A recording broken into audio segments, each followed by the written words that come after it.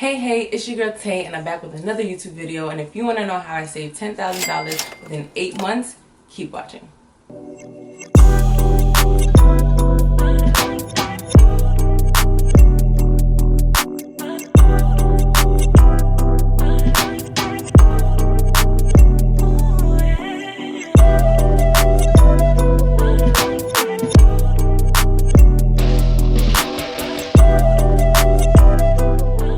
We're gonna get right into this, okay? So the first thing I came up with is to have a game plan. That is the number one rule when you're trying to save and manage your money, is to have a game plan, a goal, a desire. What is it that you're trying to achieve that you're saving your money for, you know? So my game plan was to enroll into cosmetology school. The first question I asked myself was, how much money do I need to save in order to enroll?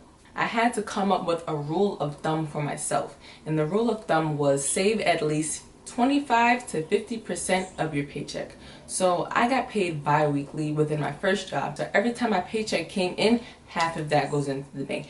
I was able to use that rule of thumb with the greatest percentage because I didn't have much bills to pay. Now, granted, I just came out of college and that was my first job straight out of college. I didn't really have to pay any bills or anything like that. The only thing I had to worry about was getting to work and food. You know, so I didn't really have any much bills to save up for. If you have bills that you need to log in and factor in into this rule of thumb, then do that accordingly, and then you can come up with your own percentage on how much you should be saving each paycheck. So the first thing for me, like I said, my rule of thumb was 50%. I was able to save more because I had less expenses to pay for it. So by the end of 2019 December, I had $2,000 in my bank account, right?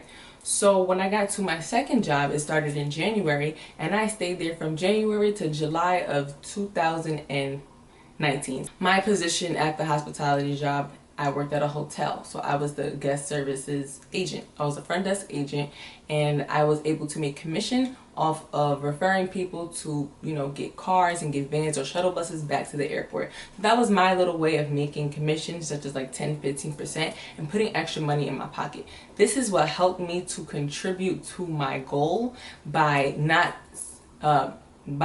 using the money that I saved up. So I did not even have to touch my bank account in order to eat lunch that day. Mind you, I live in New York, so I work in Manhattan. We all know that Manhattan is a very busy place in high demand. So when you're eating down there, it can get kind of expensive. The tips and the commission came in very handy because I did not have to touch the money that I was saving, or even in my credit account that I was not saving. After I got to around 7,000, I would say, I seen around $7,000, and I was like, okay, you know, I don't want to keep going too long into this because now it was like June, July, summer was approaching, and I was still working at the same job. Now at this job, I was working full-time for 8 hours as a front desk agent. It gets very boring. There's nothing to do. People are home. I was working the 3 p.m. to 11 p.m. shift, so everybody was home and I was there just sitting there. So I'm not complaining about what I had to do because, you know, you got to do what you got to do. But at the same time, I had to leave in order to enroll into school. I told myself once I get near the amount of $10,000, I didn't want to have to enroll at $10,000. I wanted to at least enroll so that I was able to, you know, have most of the schooling down packed, most of myself covered before I actually enrolled. In July is when I went to go look for another job so that I can attend school and work at the same time and still be able to pay off the rest. I was supposed to come up with $3,000 left now after working at this job. Now, just a side note, this job was great. It was perfect. You're probably thinking, well, why didn't you stay there? Why are you trying to go into another job?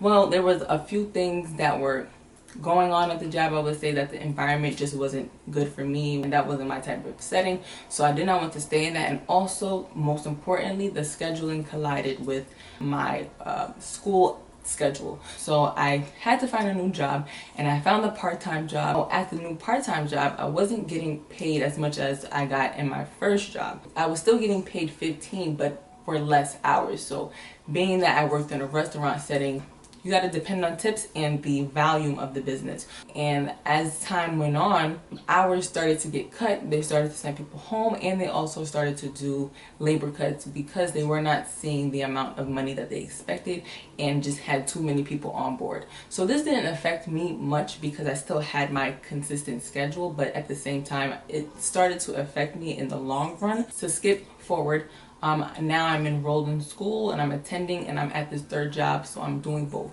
every day. School, work, work one day and no school, school one day, no work, and then, you know, it just varied like that throughout the week. We all know that saving money can be very overwhelming and can seem like, you know, it's a lot of pressure on you when it comes to just managing money. I know a lot of people struggle with this because it's like, well, how do I manage this? What do I do so that I can have enough money saved up for something? And this is just me sharing with you all how I did it. If you want to create your own rule of thumb, just factor in your expenses and then you can create what type of percentage you go from there. But I will always say for every money management plan and game plan is to at least save 25% of your check. At least. And then if you can go over that and treat yourself sometimes according to your paycheck, do that. But that's what I did in order to get to school, get in there, finish, and then go about my business. I saved up $7,000 before enrolling in school because I wanted to make sure that I was safe for the first 7 months. You know, so even though I had to make up the $3,000 afterwards, I was still safe for the first 7 months. So if anything, you know, I'm good. If I have to look for another job, I'm good. That $3,000 afterwards came pretty quick because since that I now have most of the money saved up and I'm working every day, it's just constantly going in the bank, constantly going in the bank, constantly going in the bank. Another tip I would say when saving your money is when you get your paycheck, don't even think it's yours. That's the first rule. When you get your money, it's not yours yet, okay? You have to do your deductions in order to claim your money, okay? When I got my paycheck, I did not even consider that money to be mine until I did my deductions. So once I put half in the bank, right away, I deposited my check, put it in the bank, and the rest now is mine to use for whatever I need to use. The next thing I want to talk about is self-discipline. Having a strict schedule and mindset when it comes to how you discipline yourself with your money is crucial in money management. I am a Capricorn, so if you know Capricorns, if you have some Capricorn people in your life, you know that they about the money, okay?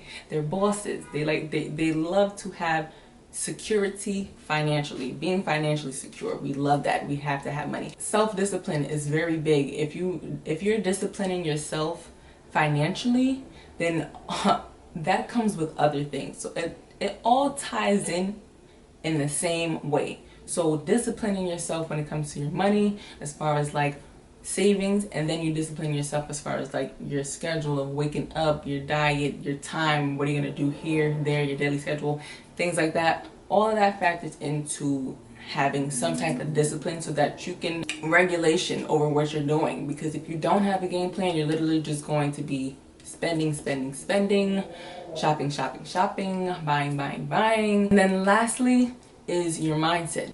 What is important to you? Are your goals important to you, and are you valuing your goals? Once you value something, you will continue to invest your energy, your time, and your money into that goal, into that desire. And another thing with your goals, instead of just saying, oh, my goal is to save up $7,000. Okay, cool. By when? Set a time stamp for yourself. I want to have this amount of money by this date. Make sure it's realistic as well. It's a realistic date. It's something that you're able to do or you can see happening in that time frame. It's all based on how much you put into it at the end of the day. That's all it comes down to, is how much you're putting into your goals, your desires, your dreams, what you want done. This is how I saved $10,000 in less than 8 months with no loans, no grants, government involvement, no financial aid, nothing. I paid for this strictly out of pocket, and you're able to do the same thing, okay? I feel like this video would be very inspirational for people who are trying to manage their money and trying to reach a goal, trying to go back to school, and wanting to organize their life with their finances in some type of way. So I feel like me doing this was able to help somebody. I hope it's able to help somebody. Sorry. they're having motorcycling outside because it's 80 degrees, okay? If you want to see more videos from me based on business, how to manage your money, how to save, credit, anything like that, those topics, just let me know in my comments or follow me on Instagram and DM me. Alright guys, thank you for tuning in and watching this video. Remember to like, comment, subscribe, share with a friend if you think they need help with managing their money. My name is Tay, and remember, pick your head up. We kings and queens out here. Bye!